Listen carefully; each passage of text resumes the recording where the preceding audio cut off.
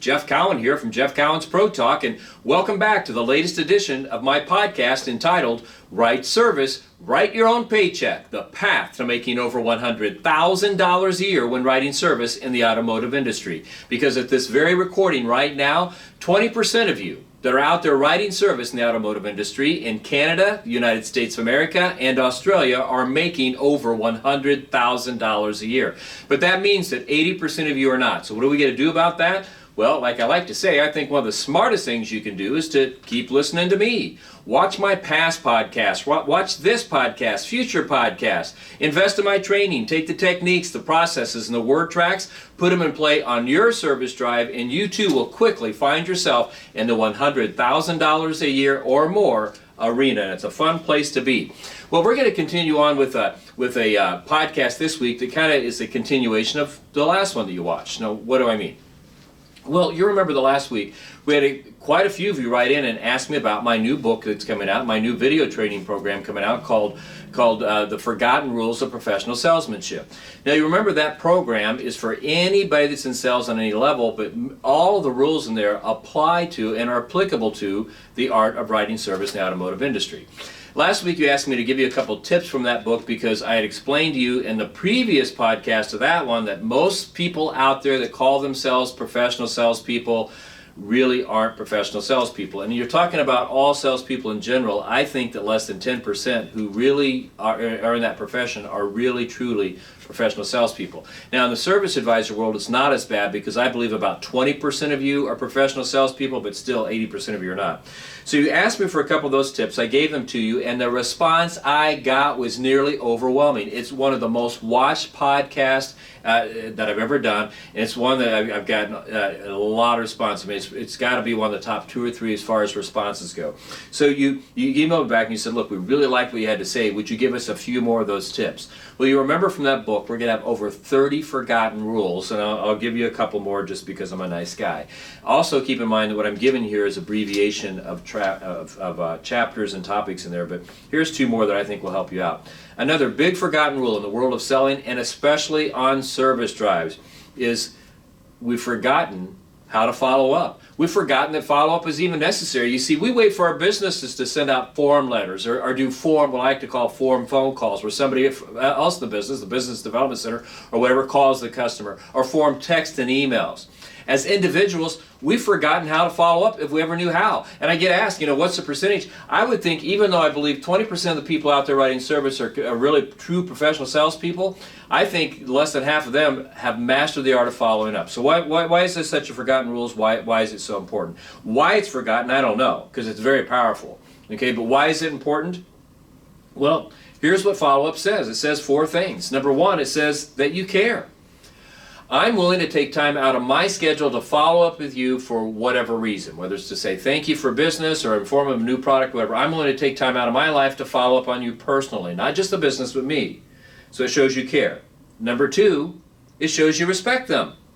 Okay? Hey, look, I respect you enough to follow up with you to see how you're doing, to follow up to see if you're happy, to follow up to see if we can do more business. Okay? Why is it important? Number 3, because it shows you have their back. Hey, listen, I'm following up to let you know about this new product. I'm following up to let you know that we can still do what we said. I'm following up to let you know that I want to earn your business. It shows that you have their back. I'm willing to do what it takes to make you happy. You see, because what we're doing here is one of the biggest things to selling, if not the biggest, is you've got to sell yourself. Okay, you've got to build this relationship. And building a relationship doesn't stop when you're not in front of me anymore. It doesn't stop when you're not on the phone. Building a relationship means we do business while we're together, but I continue to build that relationship because I'm willing to follow up with you, right? And then number 4, you show them it's not all about the money. So that's why follow-up is important. It does all those things, and it allows you to continue to build and sustain the relationship that's so important for you to get in that $100,000 a year club. Now, there's different types of follow-up, and I've got a long list of this in the program. I'll give you 6, okay? 6 here. Okay, one type is obviously following up to say thank you for buying. Hey, Mr. Customer, I just wanted to follow up with you and tell you thank you for coming in, allowing me to have the opportunity to work with you and show you my products. I'm so glad that you saw the value in them and wanted to take the benefits they had to offer. I wanted to thank you for the opportunity and the chance that you gave me. That's one reason. 2 would be thank you for not buying. Thank them for not buying? Yeah, thank them for not buying. Now, I can't tell you. Now, taking it to the Pro Talk side, let me share with you something that's happened more than once over my long 32-year career, and that's this. Now, I know you're going to find it hard to believe that I don't close 100% of the people I talk to, but I just don't. So there's been many times I've sent a thank you note or made a thank you follow-up call or a thank you video where I've said, look, I really want to tell you how much I appreciate the opportunity you've given me to show you what my products do and what the benefits are. I'm sorry that I was not able to convince you that we were the best in the business, but I'm glad to hear that you've solved your problem and you're going, through somebody else. Over the next several weeks, years, months, whatever, if you have any questions about what we do or I can help you out with the company you went with and answer any questions, call me up. But thank you at least, even though we didn't do business, thank you at least for giving me the opportunity. I can't tell you how many times I've gotten a deal because I've sent that. I mean, 3 days later, 5 days later, a week later, I'll get a phone call from that company that just told me no and say, you know what, we've changed our mind, we're going to go with you because you sent us a thank you for not buying, and the people we bought from, we haven't heard from them since. All right? So that's another form of follow-up. Number 3, you can contact them and follow up to see if they've changed their mind or had time to decide. Mr. Customer, I know that you were in here. I presented several things to you that you said you wanted to think about that you weren't sure about. It's been several days, several weeks, several months, and I just want to know if you've had a chance to think it over. And if so, can I go ahead and set up a time for you to come back in and get those services done? And I said months there, but I wouldn't go more than a couple of days, frankly. It's been a couple of days since you've been in here, and I just wanted to know if you've had a chance to think about it and think it over. And if so, if you change your mind, can I go ahead and set up a time for you to come in? Would next Friday be good for you or next Tuesday? Okay. Another reason, number 4, would be I've not seen you in a while. Hey, Mr. Customer, I just wanted to follow up because it's been 6 months, a year, 18 months that I've not seen you, and I was used to seeing you on a fairly regular basis. I just want to make sure everything's okay. That's another reason to follow up. Number 5, thank them for being a customer. Nothing else. Just contact them, follow up, and thank them for being a customer. Now, this one usually gets some big eyes that roll around in a workshop, or they get a giggle when I talk about this. But I'm telling you, it's one of the most impactful things you can do. Because again, remember, one of the reasons you're following up is to maintain the relationship and sustain the relationship that you built with them. Now, you can thank them for being a customer at their birthday, at Christmas time. A lot of people like to do it at Christmas time. There's all times you can do it all throughout the year. But one of the times that I find it's most impactful is the week of Thanksgiving. I love to call people that maybe I've not heard from them in years. Maybe it's been months, whatever, and just say this. Mr. Customer, being the week of Thanksgiving, I was sitting here and I was thinking about all the things I have to be thankful for in this world, and your name came up. And I thought back at all the times that I've had the opportunity to work with you, and many, many times you've invested in my products, which has allowed me to have a really nice lifestyle because of customers just like you. And I just want to say thanks. I mean, you'd be surprised at the impact that will have, but it never does you any harm to pick up a phone and call somebody and just say thanks for being my customer. And then 6, this is the final one I'll give you today. I got a much bigger list in the program, but you can follow up to let them know about new products or services. Hey, Mr. Customer, I just wanted to follow up with you and let you know that we've got a new alignment technology here that when you pull into the service drive, it's the most accurate thing I've ever seen. You just drive over it and it will tell you whether or not your car needs alignment. I can't wait for you to come in and see that. Or Mr. Customer, we got this going on, we got that going on, or this product, that service. So those are reasons to follow up with customers and again sustain that relationship. So what's the ways you can follow up? Now this is real important. My favorite one of all is the telephone. It's stunning to me how many people have just written off the telephone because we can text, we can email, and all this stuff. But I'm telling you, if you really want to make an impact, a personal telephone call from you, it means everything. Hey, Mr. Customer, I just wanted to follow up with you. I know you were in here a couple of days ago to get some services done, and I just want to make sure that you're happy and everything's working out fine. And I also want to thank you for your business. Okay, I mean, hearing your voice on the telephone, I mean, that few things does more than that, a telephone call. I mean, so that's one way. Another way is with a video. I mean, send them a video. Hey, I just want to send you this quick video and say thank you for your business. So you were in the other day, you did this. I mean, video is a great way to follow up. Or hey, you were in the other day, I showed you several things, and there was a couple things you said you wanted to think about. So I just wanted to. Now you've had 2 or 3 days to think about it. Wanted to see if if I could get you scheduled to come back in and get those things done. Video is really good. Another one that's extremely powerful is a handwritten thank you note. Now, we overlook this, but I'm telling you, handwritten thank you notes are just powerful things to send to people. Now, here's why I'm going to group these first 3 together, the telephone, the video, and the handwritten thank you note. Here's why they're so powerful. When you're calling somebody, when you're filming a video, when you're sitting down and writing out a handwritten thank you note, that customer knows that by you doing that action that you're thinking about them and only about them.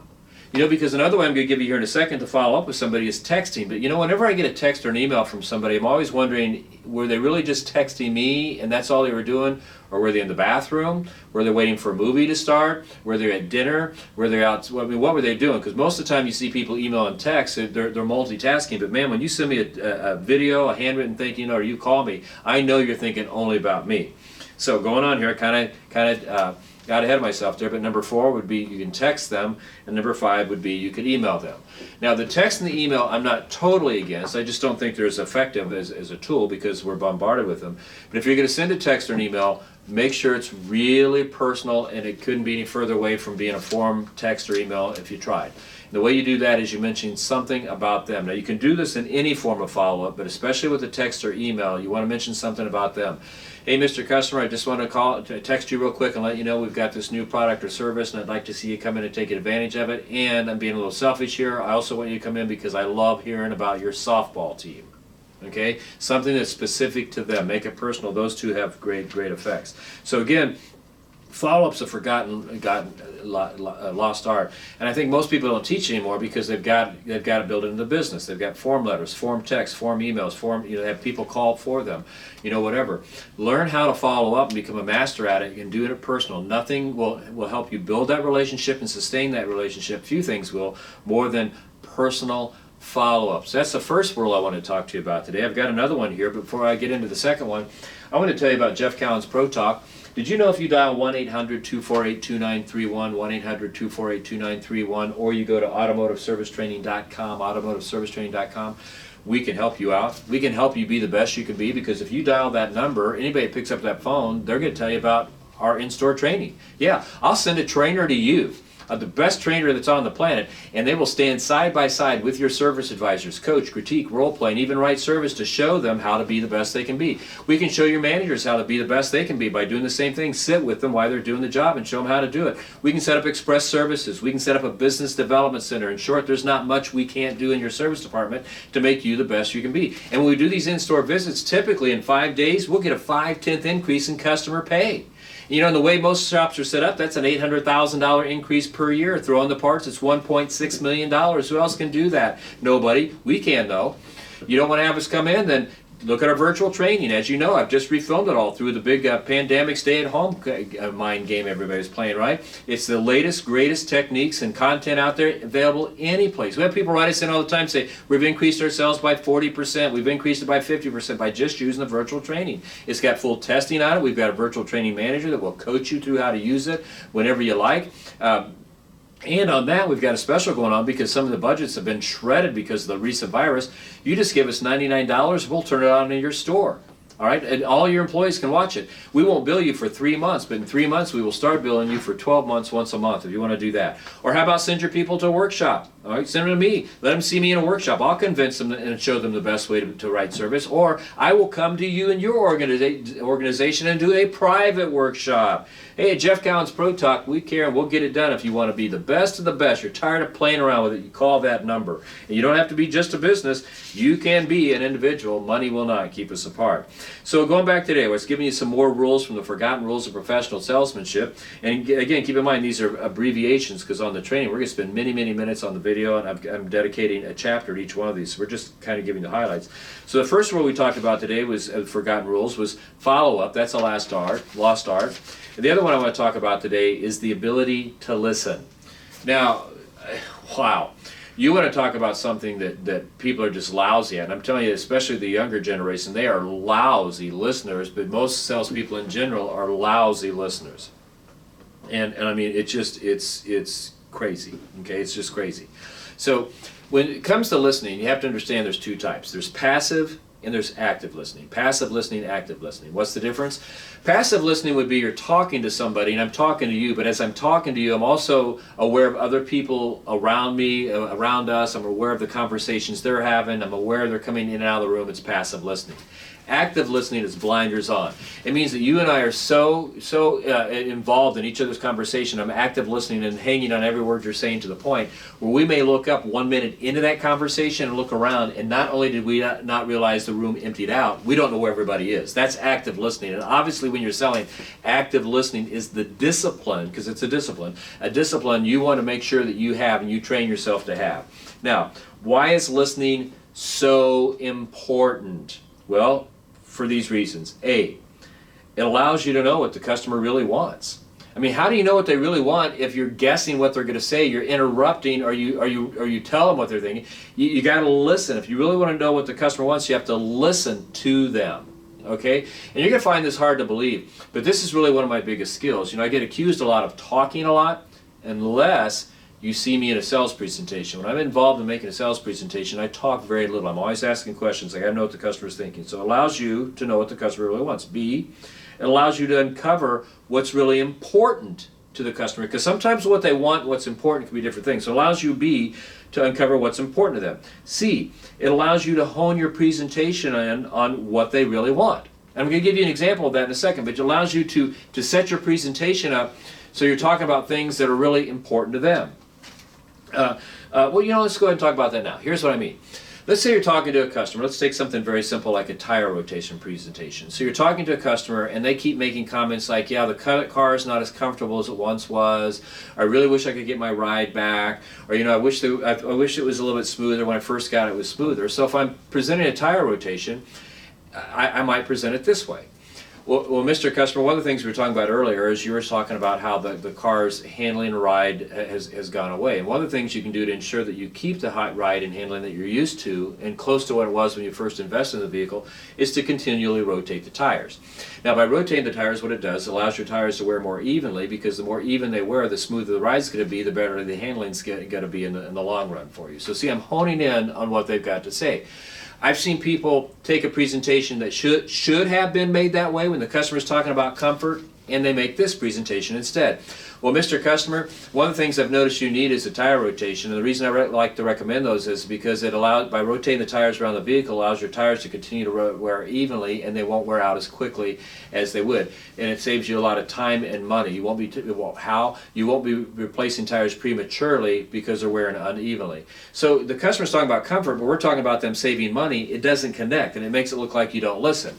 Now, if I'm talking to somebody in the same situation for tire rotation, and they say, yeah, you know, the car's getting older, I just want to make sure I'm not putting too much money into it, I don't want to overspend on it, and things like that, then you'd make that presentation based on the money. Well, you know, Mr. Customer, based on what you're saying, I can tell that money and investments are important to you. And you don't want to spend money you don't have to. Well, one of the easiest ways to not overspend on the vehicle, and to make sure you're not doing that, is rotate your tires. When you rotate the tires around the vehicle, it allows your tires to wear more evenly, allowing them to last longer, and the longer they last, the less you have to buy tires here. So my point is you're not spending money you don't have to by replacing tires prematurely. Okay, something like that. So listening and find out what's really important to them allows you to take your presentation and base it all on that. All right, makes sense? Sure it does. D, makes you look smarter. Why? Because you're talking about what they care about. But you can't talk about what they care about if you're not listening and hear it. And then finally, E, it makes you appear more caring. Okay, it makes you appear more caring because you're talking about what they want. And you know, so basically what I'm talking about here is being able, by listening, you're able to find out what the customer really wants and needs, and you can build your whole presentation around it. Because you know, I do a lot of surveys and I read a lot of surveys, and one of the biggest reasons people don't buy from salespeople is because how many times have you said this or heard somebody else say this? Well, I went there, but they wouldn't listen to what I needed. They kept talking about everything else. You know, if they would have just listened to me, I would have loved to have their product. And you know, I know how frustrating that is, because I've been experiencing that recently as I've been discussing. I've been looking for a company to handle my social media, my SEO, and SBO. And just today, before I got on here, I had 2 different presentations to people. Now, keep in mind, yesterday, with each one of these companies, I spent at least 45 minutes with them painstakingly going through what I was looking for. Today, when they made their presentations, they talked about everything but. And when I tried to bring around and said, yeah, I know we talked about that, but here's what I'm really looking for, they said, yeah, we could do that, but here's what we do. Okay, well, it didn't address my concerns. As a matter of fact, one person was so bad, that I kept telling them, I do automotive service training. I do service advisor training, service manager training, and they built their whole presentation around automotive car sales. Why? Because they didn't listen. I didn't even bring up automotive car sales. And it was very frustrating to me. I didn't buy, made them look stupid, made them look like they didn't care, made them look like they didn't listen because they didn't listen. It's very, very frustrating. So that's why teaching yourself the art of being a good, disciplined, active listener is extremely important. How can you make them happy if you don't hear what it is they really want? So that's what we have for you today. Hopefully those two forgotten rules, you can now be introduced to them maybe for the first time, or be made re-aware of them. You can start to listen to those. You can start to train yourself to be an excellent follow-up person. Follow up personally, not count on your business. You follow up personally, and I know to follow up personally, like I'm talking about and describe, it's going to take you a good hour or two of your time every week. But what are you doing anyway? Do you want to make over $100,000 a year or not? And then being a good active listener, same thing. Do you want to make $100,000 a year or not? Because I will tell you this: those people are making over $100,000 a year. They've mastered these two forgotten rules, just like they've mastered the two we talked about last week. So I'll keep you up to date on when this program is going to be coming out, and other ones we have coming out. But in the meantime, remember, call 1-800-248-2931. Ask questions all you want about what I covered in this podcast or any podcast. Want to talk to me directly? Dial this number, 317-506-1003. Again, 317-506-1003. If I'm around, I'll pick up the phone. If not, leave a message. I'll call you back in 24 hours, guarantee. I love talking to you. So I can give you a homework assignment. Between now and next time that we do another podcast, here's what I want you to do. I want you to focus on your follow-up, and you focus on becoming a better listener, a better active listener. So with that, thank you for listening. See you next time. May God bless you all. Take care of yourself. And again, repeat myself, thank you for listening.